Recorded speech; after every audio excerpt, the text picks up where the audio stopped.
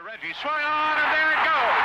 This is number 500, and watch him stroll. Goodbye, a home run for Reggie Jackson, number 500. It's October, time for postseason baseball, and here's Mr. October, Reggie Jackson. He was here a few weeks ago. We talked about George Steinbrenner and Billy Martin and some of Reggie's thoughts about his own image. Now we're going to talk specific baseball situations. You hit well over 300 in playoff and World Series competition. A slew of homers in that situation, including your single most memorable night, the sixth and final game of the '77 World Series, where you hit homers in 3 consecutive at-bats, in each case off the first pitch. What do you remember of that night? You know, it's just funny. I was just going over that a couple of nights ago with a guy, and I remember the entire day. I always hit last when I was with the Yankees, and I just found out a couple years ago that the big hitters that put shows on hit last in teams' lineups. And that day I hit from 640 to 645, and at that time there were about 40,000 people in the stands and 150 to 200 media, and my team's on the field, and the Dodgers are ready to take the field, so they're sitting on the side on the third base line ready to take the field. Dick Hauser was throwing batting practice to me. And during that time, you get about 50 swings, and I probably hit 30 balls in the stands. And in right center at the 407 mark, which it was at that time, I hit probably 8 to 10 in a row, just carbon copies like they were coming out of a copying machine. And then in the third deck in right field, I hit 7, 8, 9 in a row, and they were just shot out of a cannon. And when I finished batting practice, I got a standing ovation from the crowd. And I can honestly say that when you finish batting practice, you usually take a lap around the field, a lap around the bases, or circle the bases. I felt like it was about 6 inches off the ground.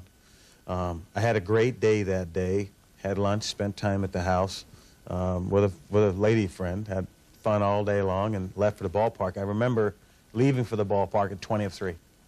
And drove to the ballpark, and I happened to drive my Volkswagen to the ballpark that day. I had a blue one. Reggie in a Volkswagen? Well, I had times when they were scratching my car, and there were so many fans and everything that I got a Volkswagen from, in fact, my agent, Mac Marola, got it for me from somewhere in Queens or something, but it was easy. It was a blue one to get around. But then during the game, I remember hitting or coming to the plate, and I felt so good that I just said, please throw me a strike. If I just get a strike, I'll be all right. And Hooten went around me in the strike zone, first 4 pitches, and that was because of the BP I had, I felt. Had such a good BP, and he didn't want to give me a ball to hit. The next time up, I said to myself, I know they're going to pitch me in, so I'm going to lean over the plate with my upper body, but stand 6 inches away from the plate to try to disguise it, because they would recognize if I moved. And I made a ball that was on the inside part of the plate where you could get me out. I made it down the middle and made balls off the plate inside, you know, inside strikes from me. Because when you pitch a guy perfectly, you pitch him in or off the plate. That's why when they hit hitters, you're supposed to hit them, because if you miss inside, you're supposed to miss at the hitter, not on the plate where it's, you know, home run. The first pitch he threw me was a fastball inside. It was right where I wanted it. I hit it out of the ballpark. There's a drive to right field and deep. Smith going back, away back. It's gone. A home run, Reggie Jackson. Next time I came up, they brought in Sosa. And when he was coming in, I said to myself, this guy's a fastball pitcher. He's got the same scouting report on me. He's going to pitch me inside, because he's going to say Hooten didn't get it where he should have, and I can get it there. And I said to myself, just please, God, let him throw me a strike. And he threw a strike. Sosa set. The pitch. Drive to right field and deep. Way back. Going, gone. Another home run for Reggie Jackson. And the Yankees lead 7-3. And then the last time I came to the plate, I was sitting in the on-deck circle. They were changing pitchers, bringing in Charlie Huff. And as soon as I went to the plate, I couldn't lose. I had 2 home runs. The fans were going crazy, hollering, Reggie, Reggie. I think I had 4 home runs at the time, and it tied the record. It was pretty obvious that we were going to win. And they brought in Charlie Huff, and I said to myself, I've got like 10 or 12 homers lifetime off Wilbur Wood. I can't believe I got 3 or 4 homers off Eddie Fisher, like 4 or 5 off Hoyt Wilhelm, and I couldn't believe they were bringing in a knuckleball pitcher. And he threw the ball, I mean, it was room service. Jackson with 4 runs batted in, sends a fly ball to center field and deep. That's going to be way back, and that's going to be gone. Reggie Jackson has hit his 3rd home run of the game. What were you thinking after the 3rd home run as you rounded the bases? Only one other man has hit 3 home runs in a World Series game. Babe Ruth did it twice. Well, I can tell you that I didn't know that at the time, but I did feel like I was like 6 inches to a foot off the ground when I was running the bases. I was really happy. My father was in the stands. My sister was in the stands. I knew my mother was watching. She had a heart condition, and she couldn't come to the game. And I just felt tremendous vindication because I'd really had a tough time all year long. But I felt finally that I had proved to everyone that George Steinbrenner had made the right decision.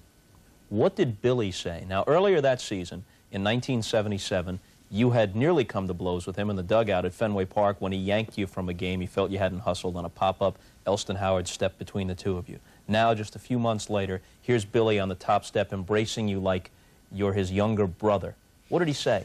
You know, I don't remember what he said because there was so much going on at the time, but I feel in my heart, and if I can remember back to the situation of looking at him when I came down the stairs, that he and just about everybody there that I can remember was truly happy for me, and more than that, happy because we were going to win the World Championship. And I really think Billy Martin didn't have a malicious bone or feeling or uncomfortable, distasteful, angry feeling toward Reggie Jackson at all at that time. I really don't.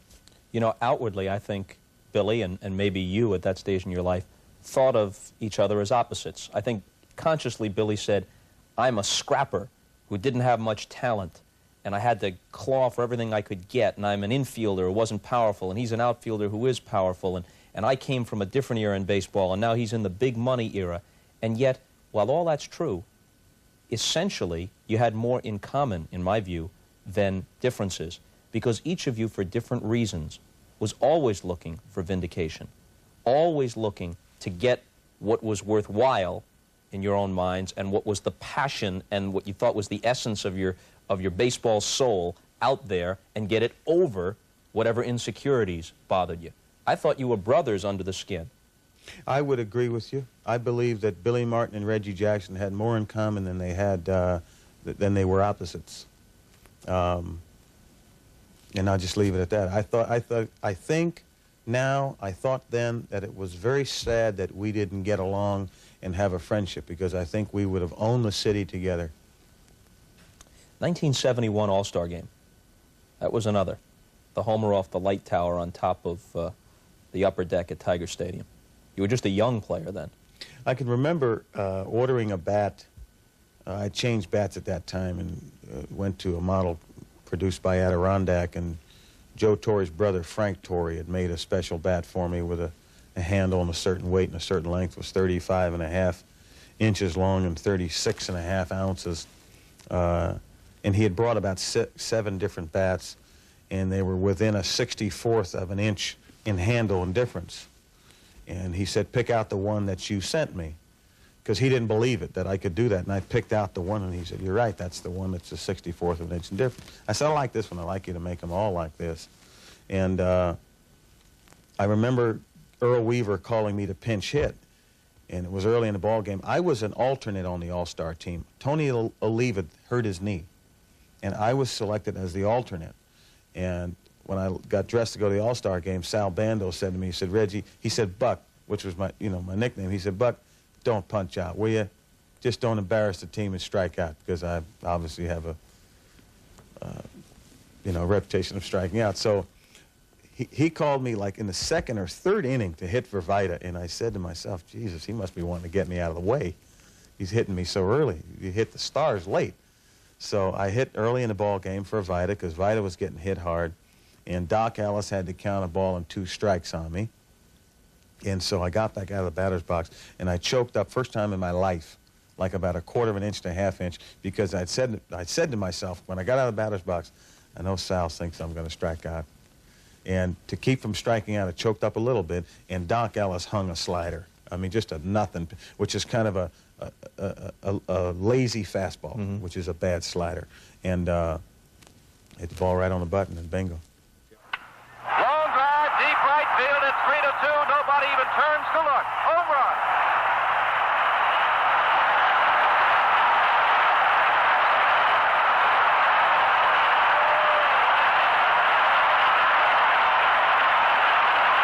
Jackson just now rounds third base. I asked Ted Williams this once. What does it feel like the instant you hit a baseball as well as a baseball can be hit? Wow. I would say, to try to put it into people's understanding, it's everyone plays golf, and it's like hitting a perfect 1-iron or a perfect 2-iron or a perfect driver. When you hit the ball right on the sweet spot, and when everything is down and extended, you know that it all happened right. And when the ball leaves the bat or leaves the club head, you don't really need to look. You can throw everything down, take off your jacket, and really step back away and say, look, everybody, look what happened.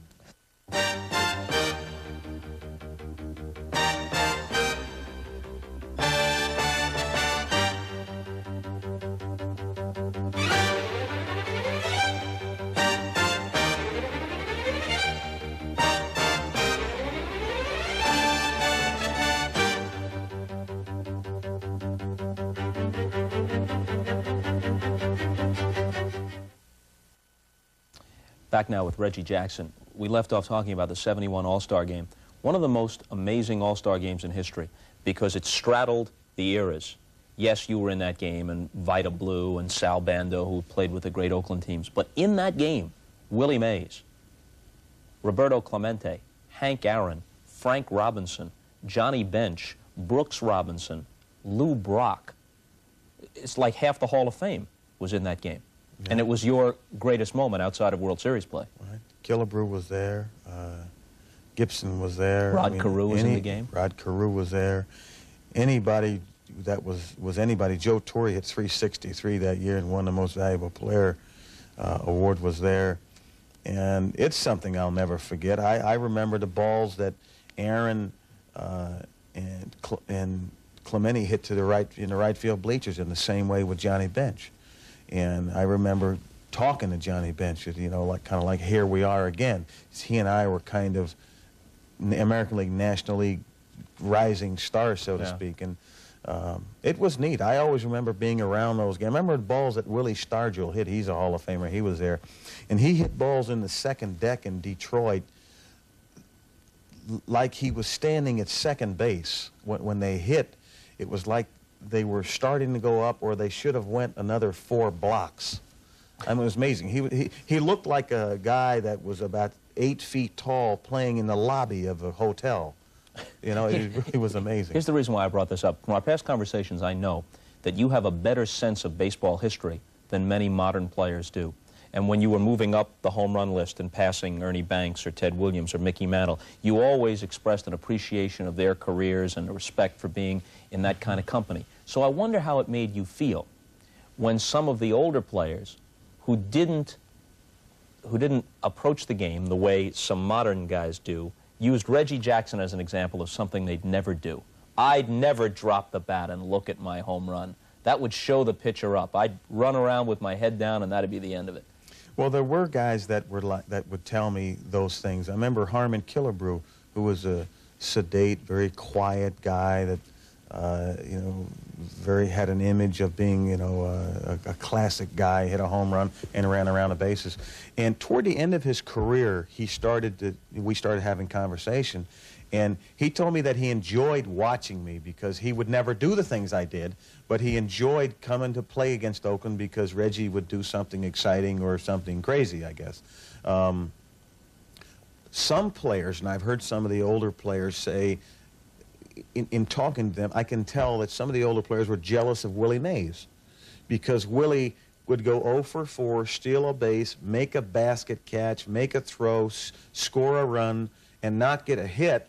and overshadow everyone else because of his charismatic, flamboyant, flashy style of play. He had people resent his style of play. You know, I don't think there's, you know, anything wrong with it, but I think that, you know, Bob, for me, I think that many of the older players recognize the fact now that Reggie Jackson knows who they are. And I think they're impressed by it. There isn't any one of the great stars, Banks, Mantle, DiMaggio, Williams, Mays, Aaron, that don't like Reggie Jackson. And I think that the sad thing today for a lot of the great players is that they don't recognize the older players, that how great they really were. We were talking on the way down to the show today that Lou Gehrig had 4 years with 170 or more RBIs. Mm-hmm. The years, you know, Aaron had 2,200 RBIs. That's 100 a year for 22 years. And I remember doing a show with Ted Koppel. Bo Jackson had mentioned that he didn't even know who Buck Leonard was. Well, the great Negro League star. Well, Bo, you need to know those things, and you need to appreciate these players and recognize that they did pave the way for to let Reggie Jackson make $1 million a year and to let you make $5 million a year. And you need to remember them, and that's all they ask. When you go into the Hall of Fame, will you wear an Oakland uniform or a New York Yankee uniform? You know, I've heard that question gets asked to me quite a bit. You know, I had some problems in Oakland a couple years ago, and they have been ironed out. And I guess I'm leaning toward Oakland, although I leaned toward the Yankees a year ago, probably because I live in the town. But I don't know. I guess I'm looking for an excuse, and for someone to give me an excuse what hat I should wear. I don't have one right now. Just to clear up the confusion, obviously you don't dress up in the uniform. You're in there in jacket and tie when you're making your speech on the steps at Cooperstown, but there's a representation of the player on the plaque. And seldom has there been a player where it was so clear. Lots of Hall of Famers have played for more than one team, but in almost every case, they made their mark on history most with one club or another. In your case, it's almost split down the middle. Mm-hmm. I don't know. I'll wait. I have some time. The biggest hurdle is to get into the Hall of Fame, and I think that'll be a wonderful problem to have. I don't have a baseball organization right now where Reggie Jackson hangs his hat. And if it is Oakland in the future or it is New York in the future, then that most certainly will make it easy for me.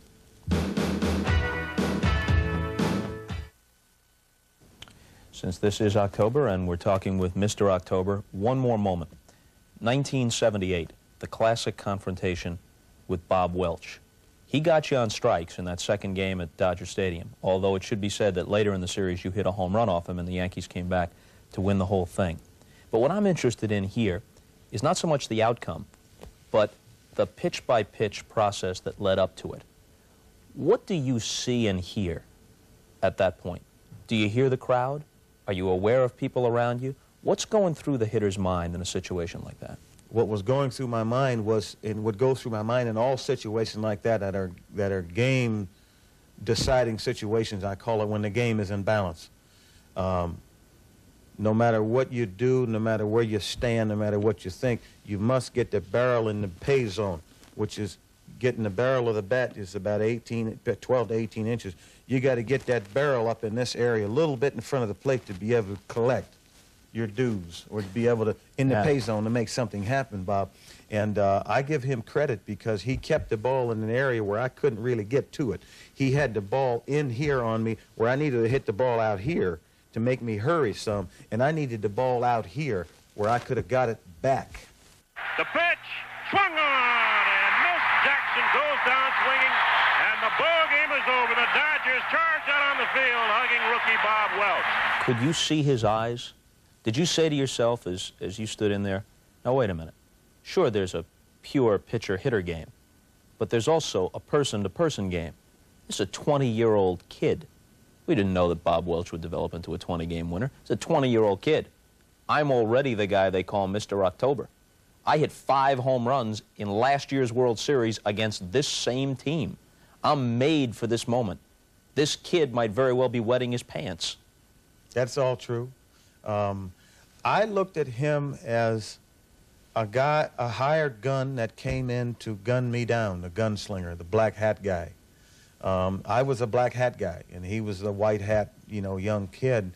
And I didn't look at him as I'm Mr. October and he is a fledgling going to make his name on me. I looked at him as a guy that was a specialist that came in that threw harder than anybody around at the time, at least anyone on their staff. However, I felt that he would not be able to handle me in that situation, that no matter what he had, if he was just going to come at me time after time with fastball after fastball, he was going to lose. I was going to win the battle.